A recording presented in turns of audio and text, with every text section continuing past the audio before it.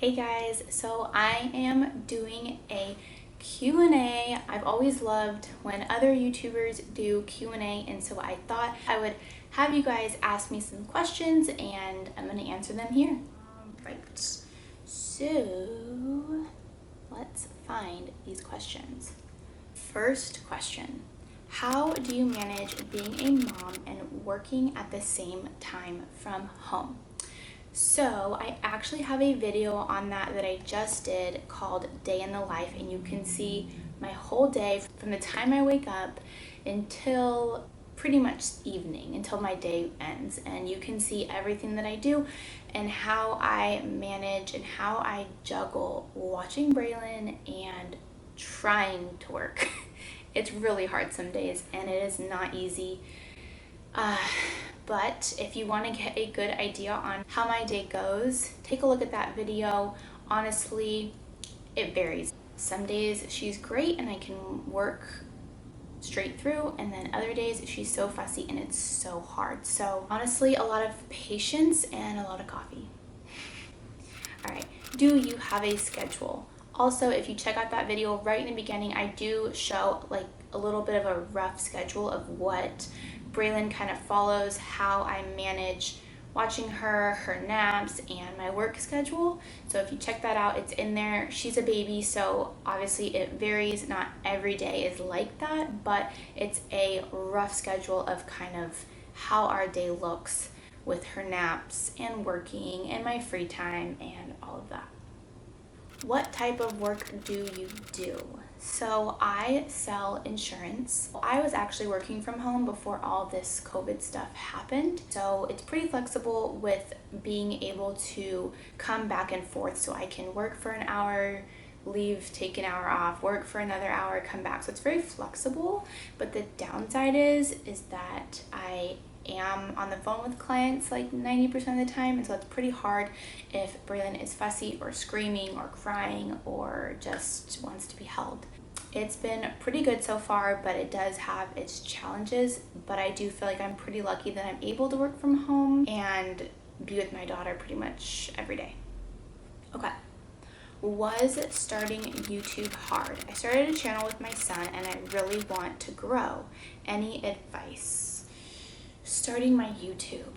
Honestly, I don't feel like it was very hard because in the beginning, I never had the intention. I wasn't growing my YouTube, or I wasn't starting my YouTube for it to grow super big or to make a lot of money off of it or anything like that. I literally started my YouTube by uploading videos that I'd actually intended on keeping for myself. And I just kept thinking, I feel like the stuff that I'm recording, the stuff that I'm going through, I feel like it could help somebody, and why not put it out there? If even one person can relate, then, it's worth my time. I think because I never started it with the intention of having X amount of subscribers or making a bunch of money off of it or anything like that. So for me, I don't feel like starting it was that hard. So I think my best advice is to just go into it with an open mind. Do it because it's something that you enjoy doing and that you want to give information or help people or just vlog your life or whatever. Do it because you enjoy doing it, and I think the rest will kind of just come. I think that when you go into it with just being yourself and just being genuine and real, then I think that shows, and I think people will relate to that, and then they'll subscribe and they'll follow you and they'll just follow along with what you're doing. So if it's something you enjoy doing, do it. Okay. How do you get the confidence to talk in front of the camera and also be vulnerable? So like I said, my YouTube channel started from me just uploading videos that I had actually intended on keeping for myself. So I think in the beginning, it was super easy to be vulnerable because I was just talking to myself. And as it's gone, I think I look at it as I'm just talking to a friend, or I'm vlogging something for myself to see later on. I don't really think about thousands of people watching it. And sometimes when I see some of my videos that have had thousands of views, and I'm like, oh my gosh, that many people watch my video, that's crazy, that's weird. it is kind of weird to think about, but as I'm recording, I just feel like I'm talking to a friend, and I think that that helps.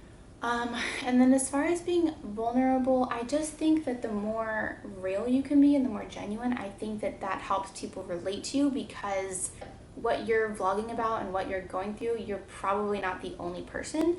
And I think relatability, I think being relatable is definitely a huge factor in how your YouTube channel succeeds and why people want to follow you. Another tip I have is just practice. The more that you do it, the more comfortable you'll get, and it should be getting better. I would like to think that I'm better at recording and vlogging than I was when I first started. I don't know, but I definitely think that the more practice you get, you'll get more comfortable and you'll be fine. Has negative comments ever affected you? To be honest, I get probably like 95% positive comments, which is great. I don't have a huge following, and I'm sure that the bigger you get, you probably get more negative comments. Thankfully, majority of the comments on my channel have been pretty positive, but there has been negative ones. There have been people who have said really nasty things, and it's not great to read, but I just don't let it get to me, because to be honest, there's so many other positive comments that it's like, if you don't like what I'm posting, or if you don't like me, or if you don't agree with something I'm talking about, that's okay. Don't subscribe to me. Don't watch my videos. There's so many other channels out there that maybe you would enjoy. And so maybe if every single comment was like, this video is horrible, you're horrible, it would probably bother me a lot more. But because majority of my comments are positive, and obviously people enjoy it or they find it useful, then that's kind of my main focus. And while people can be really mean and nasty, and it's just crazy what people say, I just try not to let it get to me, because it's literally just 1 or 2 or 5 people. It just, you can't let it bother you, and you just have to focus on the positives and the good comments, because there's so many people that are clearly enjoying your channel or watching you or find value in it, and that like you for you. So don't let it get to you. Is it hard after a baby to keep the romance alive? Okay, so yes, in my opinion. And what I will say is, I think everybody probably has a different response to this question. Everybody has their own specific situation and factors that go into that. So obviously, depending on how your delivery was, how your recovery is, how your time is afterwards, how much time you have for yourself, and how much help you have, there's just a lot that I think that go into that question, or how someone views that question. But for me, what I will say is, the first month or two, you are literally in survival mode. You aren't sleeping a lot. You're just, if you're breastfeeding, you're not sleeping. It's just hard. It's hard in the beginning. And for the first 2 months, I just felt drained, and I had zero time for myself. I barely had time to brush my teeth or shower. And so in the beginning, you're still recovering, and you're still figuring everything out, and just kind of getting in a routine.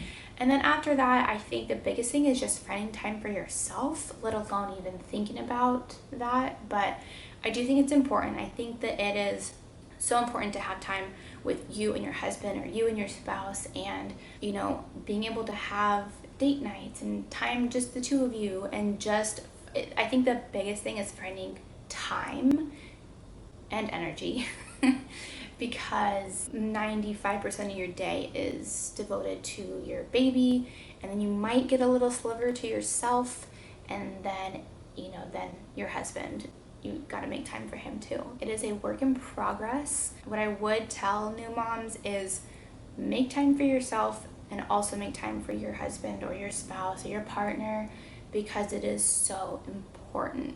It really is. Okay. Are you and your hubby going to expand your family in the future? If so, how many kids do you want? Yes, We want to. We want to expand our family. I definitely want more than one kid. I want Braylon to have siblings. We want anywhere between 2 and 3. I think it kind of just depends on how the next baby is. Braylon was really difficult when she was a newborn, and so I just don't know if I'm ready for that again or if I want to do that 2 more times. And so I think it'll just depend on how the next baby is with delivery and pregnancy and how they are as a newborn, and that'll kind of determine if we have a third. But definitely 2, possibly 3. Every mom has a village. Who is yours? So I feel like with COVID, we haven't had a ton of family support. Our daughter has only seen our parents maybe 4 or 5 times since she's been born, and she will be 9 months next week. We haven't had a whole lot of help, I guess. I think the biggest help that I've had, honestly, is my husband. He's been working from home since March, and he takes over. He helps out when he can when he's working or when he's off work. He will take over and watch Braylon for an hour or so while I finish up work, or we'll take turns. I don't know what I would do if he was gone the majority of the day and it was just me by myself, because it is hard. So he is my village. It's just us, but we manage and we make it work. And hopefully once COVID kind of calms down a bit and family can start coming over more, then we can start having people like watch her and help us out, because that would be amazing. How did your husband adjust to being a dad? He adjusted pretty well. I mean, obviously nobody's perfect, neither am I. I think that we've just kind of been learning as we go, but I think that he's adjusted better than I expected. I don't think that you can ever plan or really even understand the kind of love that you're going to have for your baby until they're here. I didn't even know how much I was going to love her. I had no idea how this was going to be until she was here. So he's been a pretty good help. There's, like I said, it's not perfect. There's things that can always be worked on, but overall, he's adjusted pretty well. What I will say, and what I've heard from other mom groups, is the biggest thing that they say about their husbands is you have to ask them for help. They don't just naturally know, okay, this needs to get done. Let me start on it. Let's go. You have to be very verbal and communicate what you need. And then usually he'll do it, but I just have to tell him, hey, this needs to get done. Hey, she needs this. And once I tell him, that he does it, and it's great, but you do have to be very open and communicate what you need. And then they'll usually do it, and it's fine. So yes, overall, he has been a huge help and has adjusted pretty well. I think as we have more kids, it'll just get easier. Maybe not easier, but I think we'll get better, and we kind of just learn as we go. Honestly, there's so much to know and so much to learn that you just learn as you go. What is your favorite part of being a mom that you didn't expect? Honestly, I knew I would love her a lot, obviously, but I never knew that I would get so proud over her milestones. I remember seeing people post milestone photos of their babies, and they'd be like, oh, she, stood up today, or she smiled, or she stuck her tongue out, and I'm just kind of like, okay, like I didn't really get it, I didn't understand, and I get it now. She does these things, and every time she learns something new, it's just like the proudest moment. You're just so proud. You're just like, wow, you slept a whole hour, I'm so proud of you. Or, oh my gosh, you held the cup, I'm so proud of you. And it's the smallest things, but you're so proud of them. I never expected that. I didn't think that was like a thing. I think the biggest thing is you give birth to this baby, and for a while they're just like mush. They just lay there and they cry, and they don't really do a whole lot.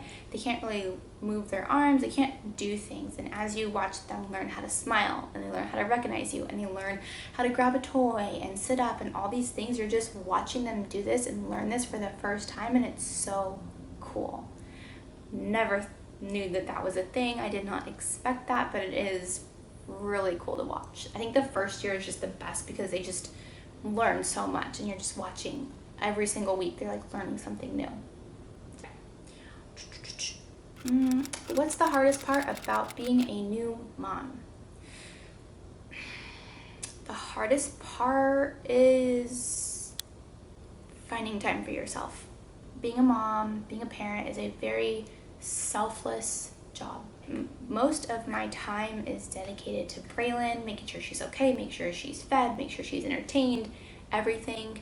And so I think it's definitely very challenging in the beginning, and I feel like I'm getting better at it, but it is so important to take time for yourself, to feel like you're more than just a mom or a wife. Like, you have to still have your own things, your own hobbies, hang out with a girlfriend, have some time just you, take a long shower or whatever. I think has been so important, but for a very long time that was so hard because there was just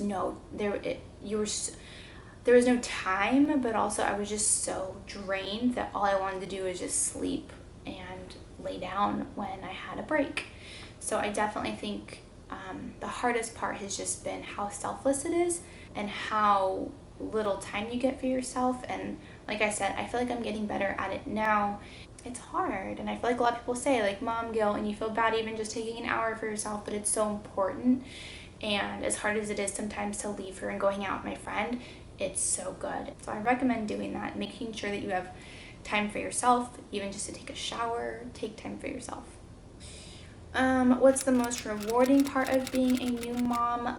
When they start to crawl to you or give you a hug or give you a kiss or smile at you, getting that love from them is the best thing ever. You are literally their whole world, and it's so cool. Definitely one of my favorite parts of being a mom. I can't wait till she can talk and say I love you, or say, give me a hug and things like that. For now, all she can really do is smile at me. She recognizes me, she crawls to me, and she'll like climb up on me and like, kind of give me a hug, I guess. She can kiss me, which is great. So just getting that love and affection from her, knowing that I am literally her everything, is awesome.